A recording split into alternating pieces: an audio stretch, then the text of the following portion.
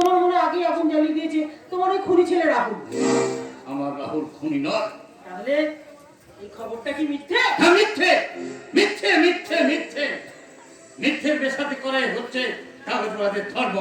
তাদের ব্যবসা বাড়াবার জন্য কাগজের পাতায় পাতায় নগ্ন মেয়েদের ছবি বেরোচ্ছে, ছবি আনছে, আর ভালো মানুষদের নামে স্ক্যান্ডেল জড়িয়ে তাদের ক্রিমিনাল বানাচ্ছে।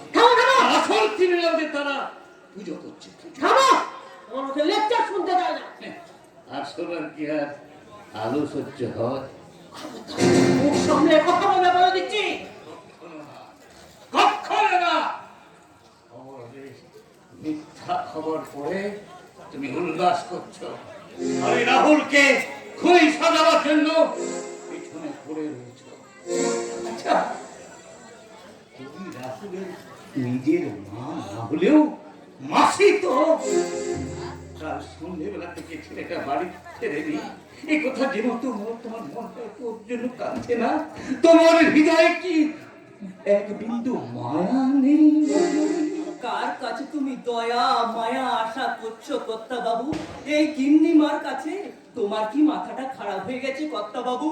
ভজন, কর্তা বাবু, শুকনো দিঘিতে কি জল পাওয়া যায়? আর গো ভাগাড়ি কি ফুলের গন্ধ পাওয়া যায় কর্তা বাবু? কি বললি আজকাল? আজকে আমার নাম ভজন, আমি ছাড়া তোমাকে চেনে কজন? এনাও তোমার আগুনের বাড়ি।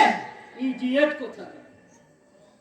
ভজন, আমার আলমারি থেকে আমার ক্যামেরাটা নিয়ে আয়। এই রাক্ষসীর আঙ্গুর খাওয়ার দৃশ্যটা আমি এবার ভালো করে তুলে রাখবো। হিসেব করে কথা বলো। হিসেবের খাতাটা তো আমি আজ থেকে 25 বছর আগেই হারিয়ে ফেলেছি মঞ্জুরি। আজ যদি ওই খাতাটা আমি হারিয়ে না ফেলতাম, তাহলে কি নির্লজ্জের মতো তুমি এই বাড়িতে দাপাদাপি করতে পারতে? চাকরটার সামনে তুমি আমাকে অপমান করছো। তোমাকে আমি অপমান করতে পারি কই? কর্তা বাবু, হ্যাঁ রে ভজন, হ্যাঁ, আমার শিক্ষা, আমার ভদ্রতা কতটা আমাকে নিচে নামতে দেয় না। তাই তো ওই মা ছেলের সীমাহীন অপরাধ আমি চোখ বুঝে সহ্য করে। হ্যাঁ তাই সহ্য করবে। কিংবা দয়া করে চুপ করো, আমার একদম ভালো লাগছে না। বাড়ির চারপাশে পুলিশ কিচকিচ করছে, এদিকে রাহুল দাদাবাবু কাল রাত থেকে কোথায় আছে, কি খাচ্ছে তার কোনো সন্ধান নেই। তার জন্য আমরা চিন্তায় মরছি, অথচ তুমি তোর যদি এত দরদ তাহলে যা না, যা তাকে খুঁজে নিয়ে যা, আর খুঁজে নিয়ে এসে তাকে রাজি ভাত খাওয়া যা। গিন্নিমা, এ বাড়ির মালিক যদি আমি হতাম, আমার হাতে যদি একটু ক্ষমতা থাকতো, তাহলে ওই রাহুল দাদাবাবুর মুখে তুলে দিতাম ওই রাজভোগেরই বাটি, আর তোমার মুখে তুলে দিতাম এই পিসের বাটি। বুঝেছো গিন্নিমা, এই পিসের বাটি। তুই যার জন্য আমাকে হঠাৎ আমি তোমাকে শেষবারের মতো বলছি, আমার ছেলে রাহুল খুনি নয়, এটা ওর বিরুদ্ধে চক্রান্ত।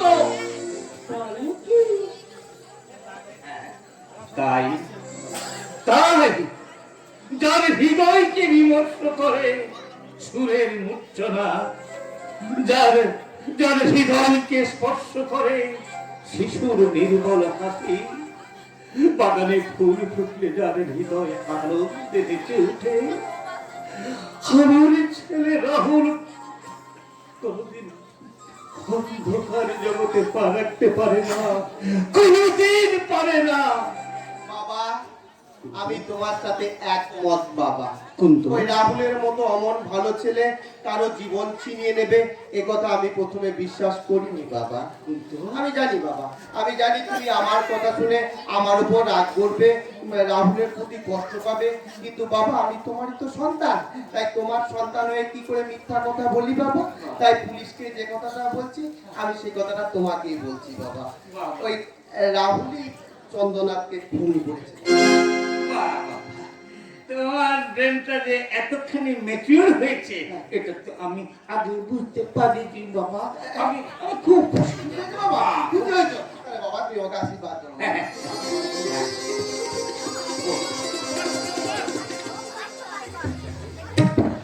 আশীর্বাদ করো, তোমার মান সম্মান আমি যেন সব ঠিক রাখি। পারবো, পারবি, খুব পারবি। তবে তার আগে একটা কথা জিজ্ঞাসা করবো, ঠিক মতো উত্তর দিবি তো বাবা? কি করবো বাবা?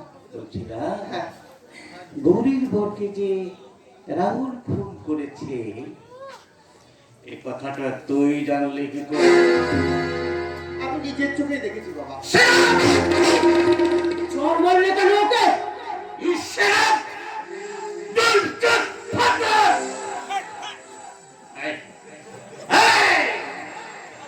তোর নজরটা সব সময় ওই ভাড়ারের দিকে থাকে কেন রে? কেন তোরা দুজনেই ওর বিরুদ্ধে চক্রান্ত করিস, বলতে পারিস কেন? সত্যি আমরা তাই করি, আর হাজার বার করবো তাই। আর যদি আমি এবার তোমাদের বিরুদ্ধে সত্যি কথাটা বলি, বলো, কি বলবে তুমি? বলো, কি বলবে তুমি? বাবা তো বলবে, বাবা তো বলবে যে রাহুলকে আমি খুনি সাজিয়েছি, রাহুলকে আমি চরিত্রে সাজিয়েছি। বাবা যে কথা বলবে, বাবা যে কথা বলবে, কারণ আমি তো রাহুলের মতো ভালো লেখাপড়া শিখিনি, গান বাজনাও শিখিনি, এমনকি রাহুলের মতো সুন্দর অভিনয়টা করতে জানি না বাবা। তাই তো বাবার এই পুরস্কার আমার কাছে তিরস্কার। আমি চললাম বাবা, আমি চললাম। বাবু, এই ভেতরে যাওয়ার আগে এই ফাইলগুলোতে একটু সাইন করে দেবেন। না, ফাইলগুলো কিসে? অফিসে জরুরি ফাইল স্যার। অফিসের ফাইলও কি করবে? বাবা আমি সারা আমি তোমাকে তো কোনো অধিকার দিইনি এই অফিসের ফাইলে সই করার জন্য। এই ফাইলে ওর সই নেওয়ার জন্য তোমাকে কে বলেছিল? আগে ম্যাডাম বলেছিলেন। চিৎকার করছো কেন? তোমার এমডি ছেলে তো খুন করে ফেরার হয়ে গেছে, তাই এখন থেকে এই কোম্পানির এমডি হবে আমার ছেলে কুন্তল। তাহলে আমারও খুব সুবিধা হয়। এই সারা সারা পয়সা সারা।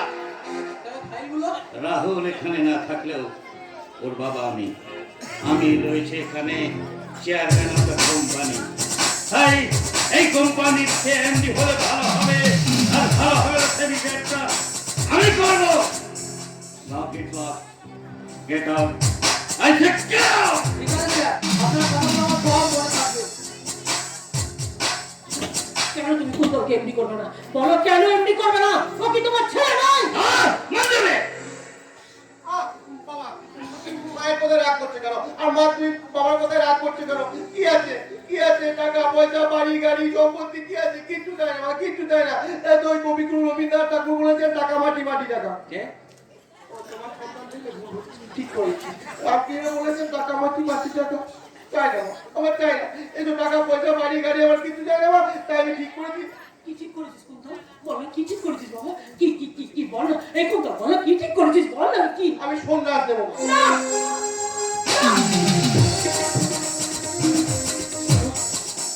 একটা কথা তুমি কান খুলে শুনে রাখো। কুন্তল যদি সন্ন্যাস নিয়ে চলে যায়, সংসার ত্যাগ করে যদি চলে যায়, আমি কিন্তু তোমাকে ছেড়ে কথা বলবো না। স্নেহ, মায়া, মমতা, ভালোবাসা দিয়ে আমি ওকে আটকে রাখবো, আর খুব তাড়াতাড়ি কোম্পানির ম্যানেজিং ডিরেক্টর বানাবো। এটাই আমার শেষ কথা। শেষ কথা বলছো কেন মঞ্জুরি? এই তো সবে শুরু, এই তো সবে শুরু। তবে তোমাদের মা ছেলের চরিত্রটা না আমার কাছে পরিষ্কার হয়ে গেছে। কুন্তলের চরিত্রটা আপনার কাছে পরিষ্কার হলো, আমার কাছে। তুমি কোন বিষয়ে কথা বলছো সবে? আপনার কেসটা নিয়ে কথা বলবো। তার মানে আমি শুনুন, সকালে খবরটা পড়ে আমি ওই কবিদের বাড়ি গিয়েছিলাম। আর সেখানে দেখছিলাম অফিস করে হাঁটছে একমাত্র কুন্তল। আর তার সামনেই দেখা তুমি ভুল শুনেছো। তো চন্দ্রনাথ দুটোর সামনে খুন করলেও খুনটা কিন্তু আমার ভুল করেনি, খুন করে চন্দ্রনাথ। আমি আপনার সামনে একমত। তাহলে কি পুলিশ আসলে এটা করতেই পারে না। তাহলে কি পুলিশ হলে কত সুন্দর করছে? পুলিশের সামনে ওরা ফেলেছিল, কিন্তু আমার সামনে হোক ইন্সপেক্টর একটা কেসে আমি জানি না। তোর সূত্রে ওই পুলিশের জ্ঞান একটা জিনিস আছে। তুমি আমার বলো তো, তাড়াতাড়ি কুন্তল ছাড়াও আরো একজন আই উইটনেস কে সে? আমি জানি না, তবে তবে সূর্যোদয় পণ্ডিত গেলে এই মুহূর্তে তাকে আরো কিছুদিন ওয়াচে রাখতে হবে, তারপর তার মুখ থেকে জেনে নেবো আসলে খুনিকে। তাহলে তো আমার ধারণা কেন ঠিক? আমার প্রিয় বন্ধু রাহুল খুনি নয়, তাকে নির্দোষ প্রমাণ করে আসল খুনিকে খুঁজে বের করবে এই ডক্টর সৌভিক ব্যানার্জি।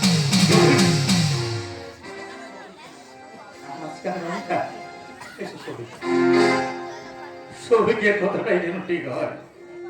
ঈশ্বর, ঈশ্বর তুমি আছো, ঈশ্বর তুমি আছো। কিন্তু কিন্তু রাহুল যদি খুন না করে থাকে তাহলে সে পালিয়ে বেড়াচ্ছে কেন? ফিরে আয় রাহুল, আমার মুখে তুই ফিরে আয় বাবা, আমার মুখে তুই ফিরে আয়।